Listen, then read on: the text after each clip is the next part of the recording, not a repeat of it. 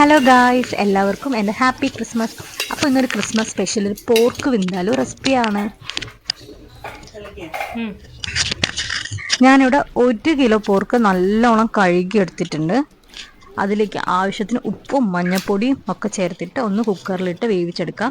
ഞാനൊരു 5 വിസിലെടുത്തിട്ടാട്ടോ വേവിച്ചെടുത്തത്. നിങ്ങൾക്ക് എത്രയാണോ എടുക്കേണ്ടത്, നിങ്ങൾ മീൻസ് ഇറച്ചീൻ്റെ വേവ് നോക്കിയിട്ട് നിങ്ങൾക്ക് വേവിച്ചെടുക്കാം.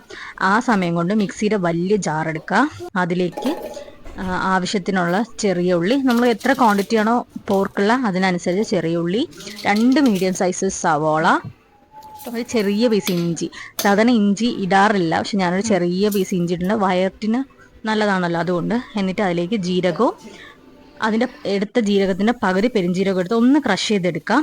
എന്നിട്ട് നമ്മൾ പോർക്ക് വെന്തിട്ടുണ്ടാവും, അപ്പോഴേക്കും അത് മാറ്റിയിട്ട് മിക്സിയുടെ ചെറിയ ജാർ എടുത്തിട്ട് ഗരം മസാല പൊടിയും പിന്നെ ആവശ്യത്തിന് എരിവ് എങ്ങനെയാണോ വേണ്ടത് അതനുസരിച്ച് നമുക്ക് മുളക് പൊടി എടുത്ത് ഒന്ന് പൊടിച്ചെടുക്കുക. ഇത് രണ്ടും കൂടി നല്ലോണം ഒന്ന് മിക്സ് ആക്കാൻ വേണ്ടിയിട്ടാണ്. എന്നിട്ട് അടുപ്പത്ത് നമുക്ക് ഏത് പാത്രത്തിലാണോ ഉണ്ടാക്കണേ ആ പാത്രം വെച്ചിൽ അതിലേക്ക് നെയ്യും പിന്നെ ഒരു ചെറിയൊരു സ്പൂൺ കടുകെണ്ണ ഞാൻ ഒഴിച്ചിട്ടുണ്ട്. കാരണം സാധാരണ ആൾക്കാർ അതിലേക്ക് കടുക് അരച്ചാണ് ചേർക്കുന്നത്. ആ ടേസ്റ്റ് എല്ലാവർക്കും ഇഷ്ടപ്പെടണമെന്നില്ല. ഇവിടെ വീട്ടിലങ്ങനെ എല്ലാവർക്കും അത് പറ്റില്ല, അതുകൊണ്ട് ഞാൻ കടുകെണ്ണ ചേർത്തു. എന്നിട്ട് ഇതൊന്ന് ചൂടായി വന്നപ്പോഴേക്കും ക്രഷ് ചെയ്ത് വെച്ചിട്ടുള്ള മിക്സിയിലേക്ക് ഇട്ട് ഒന്ന് ആവശ്യത്തിന് ഉപ്പും കൂടി ചേർത്ത്. ഉപ്പ് ചേർത്താൽ പെട്ടെന്ന് ഒന്ന് വഴണ്ട് കിട്ടുമെന്നാണല്ലോ, അതുകൊണ്ട് കുറച്ച് ഉപ്പും ചേർത്ത് ഞാൻ നല്ലോണം ഇളക്കി ഒരു അര വേവൊക്കെ ആയാൽ മതി. അപ്പോഴേക്കും നമ്മൾ എടുത്തു വെച്ചിട്ടുള്ള തക്കാളി ചേർക്കാം. ഞാൻ 2 മീഡിയം സൈസ് തക്കാളിയാണ്, ചെറിയ തക്കാളി ആണെങ്കിൽ 3 എടുക്കാം, കുഴപ്പമില്ല. എന്നുവെച്ചാൽ ഇതിനൊരു പുളിപ്പ് ടേസ്റ്റാണ് ഈ വിന്താലൂന് ഉണ്ടാവുക, അതുകൊണ്ടാണ്.